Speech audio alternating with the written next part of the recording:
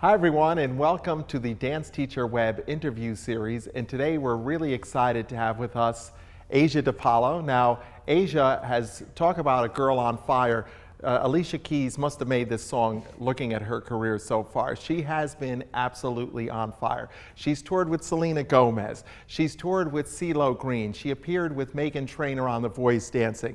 She appeared with Pharrell Williams on iHeartRadio. She's been in music videos with the Jonas Brothers, with Kelly Rowland, the Disney Channel. The list goes on and on. That's just the beginning. So we're really excited. Welcome, Asia. Thank you for having me. So for those of you, her last name may look familiar to you, and it's because she is the daughter of Simone DePaolo, who's presented many times on Dance Teacher Web and at Dance Teacher Web Live at the conference. And you may have seen, you go back in the archives, you may have seen Asia dancing in a lot of those videos, and it's because we're real excited. Asia is a former student of ours, so we love her to bits. She's like family to us, and we're really excited to not only do this interview series with her, but also to have her now present some exciting material. So Asia, when was your aha moment when you decided, hey, you know what, this is what I want to do?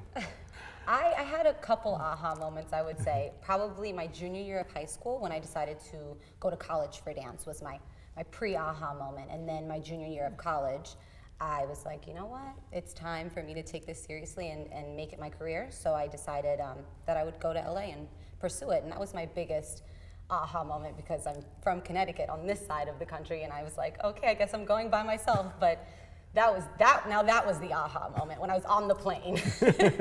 And going, and you said, that's it. That's it. I was already on the plane, so. Hey, that's what they say, you know, sometimes you got to burn the boats when you go, or you got to just take that chance, that leap of faith. And that was it, literally. So now, again, taking it from that dancer's point of view, what do you feel like as a dancer is really important, aside from just the training aspect? What's important as a dancer in the professional world? I would say to always put your best foot forward and always be a professional and have the discipline that you received throughout your dance career. You have to keep that as a professional outside of a studio or a college program, just because it helps you stay humble and it helps you stay grounded and it helps you communicate better with other professionals. So just kind of focusing on that. So look, it's not an easy profession, we know that, but Absolutely. Heck, what is easy nowadays? Nothing's easy. But you know, as far as having that passion to really pursue it, I think that's an important aspect. But give us a little sense on obviously you go to a lot of auditions, give us a sense on that kind of rejection part and still pushing through that perseverance of moving ahead and believing in yourself even though you may not get that particular gig you really want. Yeah, it was more difficult when I moved to Los Angeles because in New York I was much more comfortable. I was used to the attire at an audition, black leotard, pink tights, hair in a bun.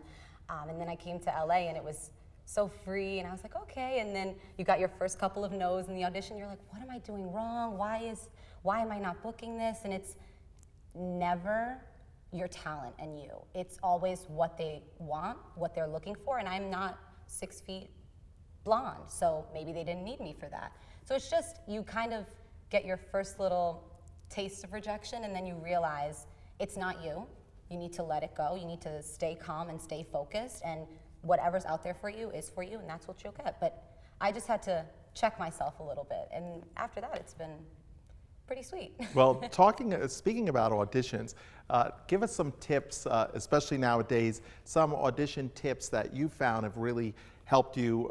It could be anything from your resume to how you audition to where you position yourself in those auditions. Give our viewers a little sense on some tips that you found have really helped you get all this work. Okay, I'll mix in a couple of things that I've heard as well from casting directors that, for I guess going onto your resume headshot, for sure have your name on the front of your picture, not only on the back of your resume. I didn't know that. Now I do. And now I have it. But I would definitely do that for that. For me personally, I walk into the room and I go front and center. I just pick up choreography that way. And you're in a room with like 200 people. So sometimes you'll get lost and you can't see, and they might not do the everybody sit down to have the back row, learn. So that definitely gets it gets you a little scattered, and to keep my focus, I kind of go to the front. I clear everybody else in the room out of my head because there's so many people and so many things. Always stay polite to everybody. I always go and say thank you to the casting director, the choreographer, even if I didn't get picked. I just want, you know, you have my resume, you saw me dancing, and you never know what will come out of that. But I just always try to stay as respectful as possible, because if you do that and you walk out, you're good to go. Hey, first class treatment all the way. If you All the treat way. people first class, you're going to get that first class Absolutely. treatment back. So that's fantastic information. Now look, let's take it over to the teacher side. So as a teacher, and thinking back to the things that you've gathered through the years of teaching, what would you say is a really important thing that a teacher needs to impart on their students? You talked a little bit about respect, you talked a little bit about kind of being receptive and always in learning mode, but from a teacher's point of view, what would you say is a really important tip that you'd like to give our teachers to maybe pass along to their students, something that really had a big impact on you? I think the biggest thing that I remember from growing up at the studio is discipline. You guys always enforced discipline, which not only made us disciplined dancers, but disciplined individuals and disciplined professionals. Just reinforce your basic studio rules and then basic respect rules. No hanging on the bars, no chewing gum, because that gets into the brain and kind of, you'll be out and you're like, oh, I'm chewing gum. Let me take that out. Or you kind of find yourself outside of the studio kind of doing that. So as a student, for me, all those things that weren't physical, you know, technical dance, anything, it was always discipline. Don't walk in front of, you know, the studio. Don't ask crazy things. Don't talk out of line. Just those little things, which, you know, you and Angie enforced from 6 years old. At 18 years old, I knew not to dare do any of that because it's like, it was just kind of routine. But I think a lot of people that grew up like me in the sense of that kind of studio environment that I see in Los Angeles, we all kind of are on the same playing field. We all see what's going on and we see how we were raised and how it's given us a little bit of a, you know, a step forward. I imagine those dancers probably are the ones working the most, I would venture to say. Yeah, they really are, because, you know, you get in there and the camaraderie between everybody, it's very natural, but it's also, you know, you respect one another, but you respect one another because you all kind of are the same making of dancer. And as all of us teachers know out there, we're not just imparting dance technique with students. Really, it is about life lessons, because not all of our students end up being professional dancers and doing great things. We've had our studio for 28 plus years, and there's been more students that are non-dancers who are dancers, but we hear this same type of thing. So that's why it is so important, the disciplines that we give. And you know, it's just another reason why you probably should be charging more for your dance classes out there, because we're giving great life lessons to the kids. So Asia, wrapping it up, anything you'd like to say as far as overall your dance experience, what dance has meant to you in your life, or any teaching tip you'd like to give our teachers before we go? Yes, I mean, obviously dance is my life. That's what I do. That's what I kind of get up for in the morning. So it's and like everybody knows, you can't be mad when you're doing something you love every single day. It's like you can't trade it in. You can't wish you were doing anything else.